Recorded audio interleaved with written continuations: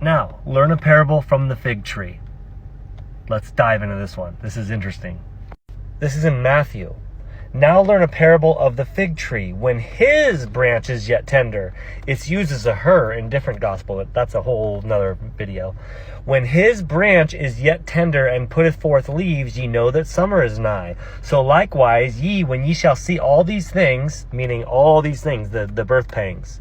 So likewise, when ye shall see all these things, know that it is near, even at the doors. Verily I say unto you, this generation, pay attention here, this generation shall not pass till all these things be fulfilled.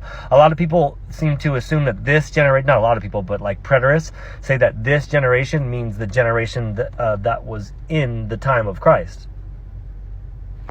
The temple was destroyed in 70 AD. Israel came back to the land in 1948. So I thought, let me just subtract 1948 minus 70 AD and take the years in between. It's 1,876 years. It's 1,878 years total, but the years in between, 1876, to sprout, shoot, grow green. Now learn a parable from the fig tree. Interestingly enough, here's where it's used. Be not afraid, ye beasts of the field. And it's used in 2:22. Like 2022 maybe.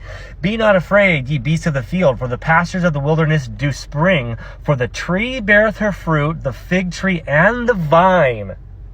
Who's the true vine? The fig tree and the vine do yield their strength. Just want to show you this. Hey, look at that word.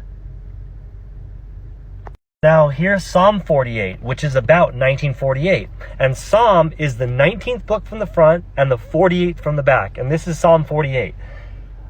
For lo, the kings were assembled, the UN. They passed by together. They saw it, and so they marveled. They were troubled and hasted away.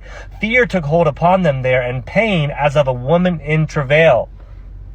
The birthing of the fig tree, to sprout forth, to grow green, to sprout, shoot, to grow green. The amount of years in between when the temple was destroyed and Israel becomes a nation again, fulfilling prophecy. All right, so towards the end of Psalm 48, it says this. Mark ye her bulwarks, consider her palaces, that ye may tell it to the generation following. But let's go to the original text. Let's see the words used here for generation following. And here it is. It's used most times as the last generation. Tell it to the final generation. That's what it's saying. If you want to understand how Israel is representative of the fig tree, read Jeremiah 24, Hosea 9. When it sprouts forth and grow green, tell it to the final generation.